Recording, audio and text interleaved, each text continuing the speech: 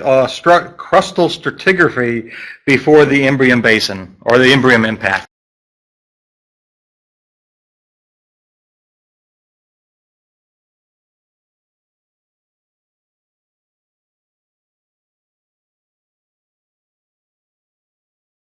Carle.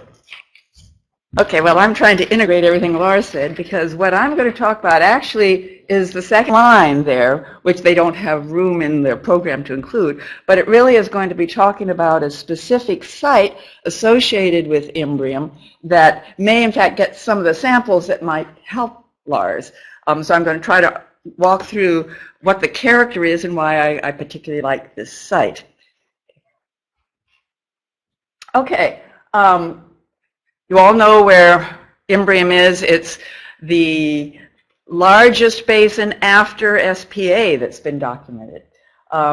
It's filled with Mare basalt, and that makes sampling the products from Imbrium a little problematic. We have gone through, if I can do this correctly, an area for Apollo 15, and that's what I'm going to focus on first, and then I'm going to talk about an area that may give us some new and different kinds of samples to fit into this story of stratigraphy and composition. Okay, to remind you, here's where Apollo 15 is. It's along one of the outer rings of Imbrium. It has Mare basalts, which is where they landed, but it was also a site that had access to the feldspathic components of the ring itself, the mountains at Apollo 15. So, and both were sampled. Both are in the sample collection. The site that I want to talk about is an area called Mons Teneriffe, further to the north. It's inside the primary ring that we normally see at Imbrium, and the various mapping properties that I'll show you examples of indicate that this is a remnant of one of the most innermost rings of Imbrium that has not been covered by Mare basalt. So let me walk through some of those examples to help you visualize how this particular area relates to the Imbrium basin structure as a whole. Here are the two sites. Again, Apollo 15 and the site that I'm going to be talking about. I've color-coded it in most of the data that I'll show you. In particular, I am going to show you some spectra. Keep this color code to keep them distinct. Okay, so there are two entirely different places along the basin. This is out of Wilhelm's book, where he's mapped the various rings that he and several of his colleagues have been able to identify associated with Imbrium. In the dark blue around it is the effects and distribution of the principal ejecta from Imbrium. And again, if you notice, where we have samples from is from this well-defined outer ring. And for those of you who know how geologists map things, where they're really certain it's a solid line, where they're a little more tentative, it's a dashed or dotted line. But up here in the area of Mons Teneriffe, and I'm sure people will correct my pronunciation later, it's pretty certain that it's some of this inner ring of the basin, and it's quite clear that where Apollo 15 was is one of the outer rings. So by comparing these two, and this is sort of the conclusion that I'm coming to, we have samples from Apollo 15. If we had samples from this inner ring, it would be a marvelous comparison that would allow us to probably do some very important stratigraphy for the products of this basin, which clearly went deep into the lunar crust. Here's another version of what I've been talking about. It's a conceptual that Don Davis did of 3.3 billion years old for the moon. You notice there's no Copernicus, no Tycho. But this is after the Mare basalts flood the basin. It's conceptual, so it's an artist's rendition. However, he also did one trying to remove the basalt so you can see the expectation of where these rings are. And this shows it very nicely. Again, here's where Apollo 15 is. And the Mons Teneriffe is on this innermost ring. Here is Sinus Iridum, if you remember.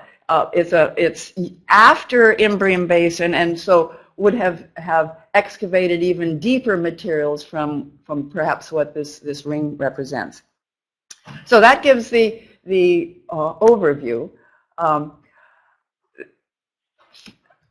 Where I'm going, of course, is that I suggest we examine Mons Teneriffe as a sampling of the innermost ring. We have samples from Apollo 15, and these are believed to represent debris-laden fault blocks resulting from the impact event itself. What we've seen in the remote sensing of the region is that these deposits are very feldspathic in nature and generally noritic, or containing low calcium pyroxene as their principal mafic component. Peter Isaacsons and Rachel Klima have published on that from the remote sensing. Of course, we know what we see in the samples for Apollo 15, but if we extend it to the regional terrain, it's the regional characters basically feldspathic with low calcium pyroxene component as the mafic component.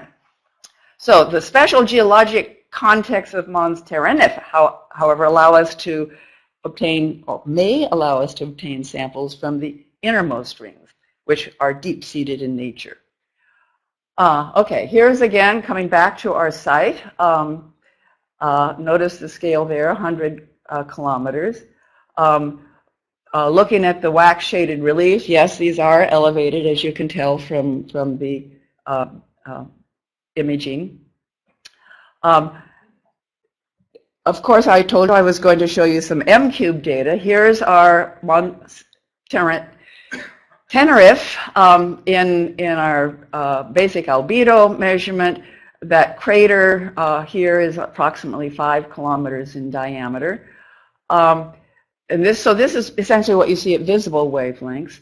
This is our color composite, and I see the colors don't show up too well, but this display displays where you see pyroxenes in red, of course, which is where you see in the Mare basalts. And let me show you some of the spectra. So the basaltic terrain, of course, has a lot of good pyroxenes, calcium-rich pyroxenes in particular. However, Mons Teneriffe has no pyroxenes at all. And what it has instead are mafic-free plagioclase and some magnesium spinel. That's these little green areas on the order of a couple hundred meters in extent. So the composition of this inner ring material is quite different from what we see at the outer rings. And from the character of the modeling of basin impacts, the inner ring is some of the deepest material that has been predicted to be uplifted and exposed on the surface.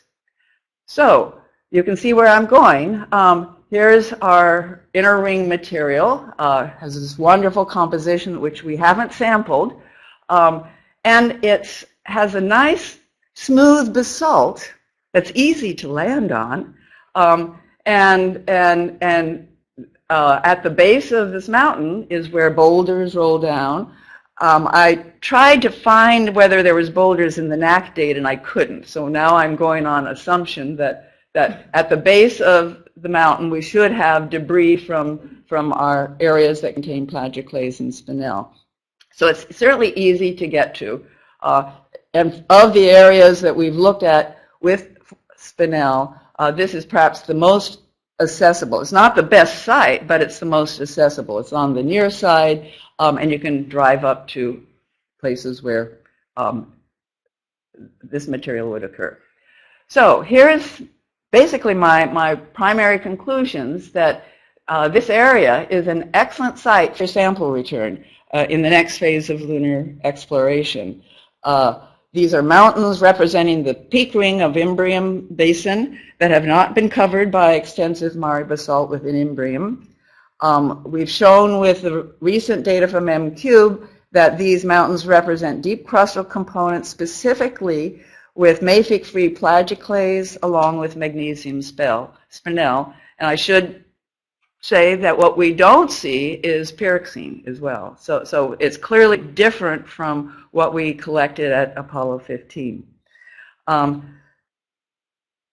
already said this, it's easily accessible for near-term sampling and is surrounded by smooth Mare basalt. So this is really the first opportunity we have to compare samples from an inner ring of a major basin and an outer ring of a major basin. And that was sort of the intent of the original title.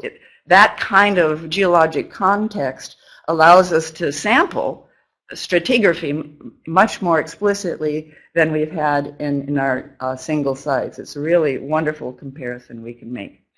And I think, oh, this is to remind us why samples, even half-centimeter samples, as you who've studied samples, you have quite a diversity of lithologies often.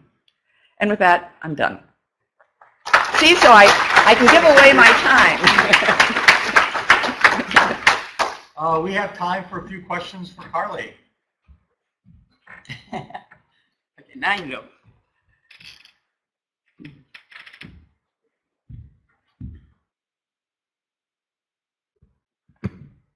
I'm Lars Borg from Lawrence Livermore National Lab. A quick question and comment. What is the detection limit of pyroxene when you say there's no pyroxene at all? And the reason I ask that is that from the 15 site, there is the Genesis rock, which is, for all extensive purposes, devoid of pyroxene. And so my question back at that is, could that be a proxy for the type of material you're looking at? Typically, we quote a 5% limit when we see no absorptions. It could be less than that, but it can't be much more, and we have good laboratory data to support that. The issue you raise in terms of the Genesis rock is a valid one. However, when I say this ring has no detectable pyroxene, it's over a lot. It's the whole mountain. Okay, so it's not just one rock. It's regional. It's, you know, our pixel sizes are the see, what's this? Are bigger than this room.